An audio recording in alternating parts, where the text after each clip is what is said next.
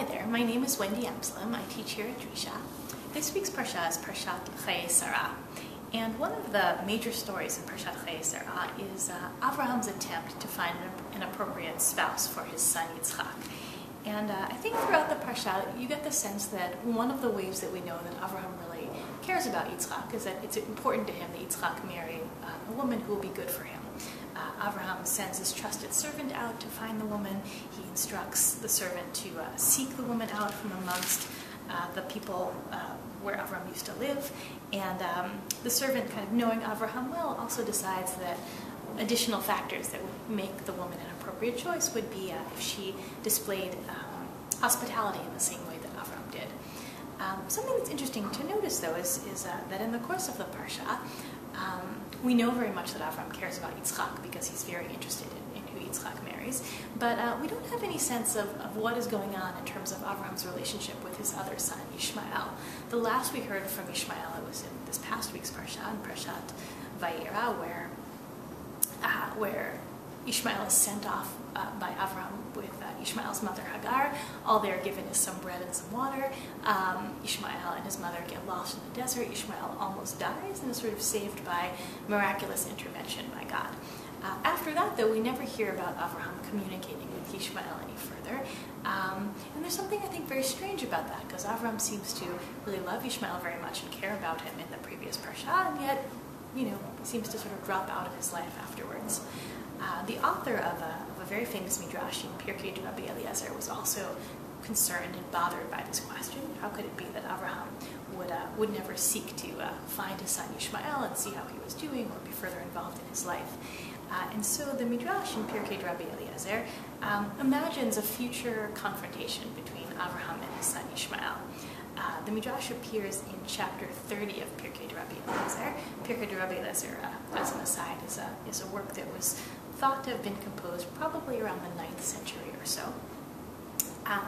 And the midrash reads as follows. It says, "Shalach Ishmael v'lakach lo isha me'ervot Moav v'ayifa shema." That Ishmael went and married a woman from Moab, whose name was Aifa. And 3 years later, Avraham decides to go and visit Ishmael. He swears to his wife Sarah that he won't get off his camel when he gets there. Apparently Sarah was worried that if Avraham got off his camel, perhaps he might not get back on again. And Avraham travels to the place that Ishmael lives, and when he gets there, Ishmael is not at home, but his wife is at home. So Avraham asks the woman, he says to her, "Can you please give me some bread and some water, because I'm very tired from my journey?" And the woman says to him, "Ein lechem ve'ein mayim." There is no bread and there is no water.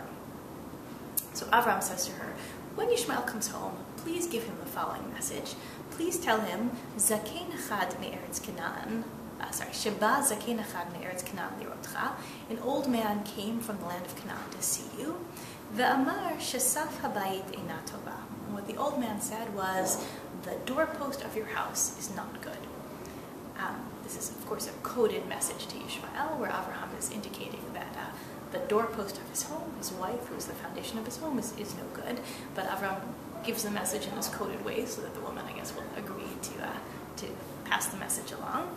And sure enough, the midrash says when Ishmael came home, Higida lo ishto et hadavar hazeh, his wife tells him the message, shlacha, and Ishmael immediately understands the message, understands that his father has come to visit, his father doesn't approve of his wife, and he sends the wife away.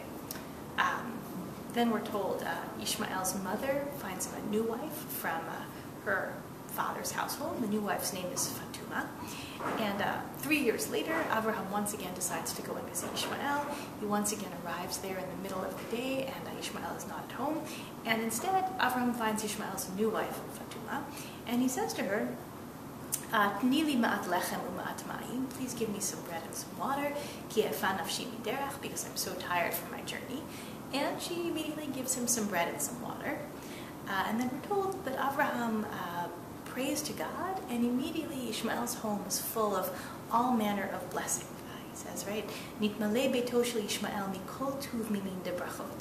Ishmael's home becomes entirely full of all these great blessings.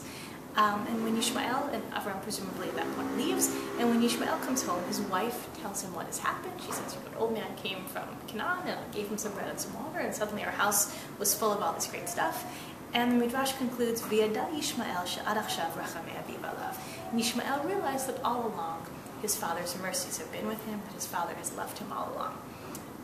And that's the end of that Midrash. But I think one of the points that the Midrash is trying to make is that despite the fact that Avraham sends Yishmael away, he continues to care about him, he continues to want to be involved in his life.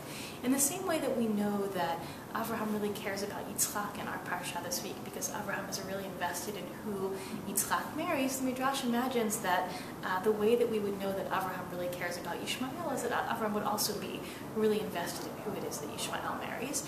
And in the same way that the most appropriate quality in a spouse that is sought for Yitzchak is that the woman be hospitable to strangers, that she be willing to give the servant water from the well and also give the camels water. Just like it's important that Rivka be hospitable to strangers, the Midrash imagines that Avraham would be testing for that very same quality in Yishmael's spouse. The first spouse is not thought of as appropriate, but the second spouse kind of is appropriately hospitable, and immediately Avraham kind of gives his blessing to the marriage in the form of all of the great blessings that fill the home.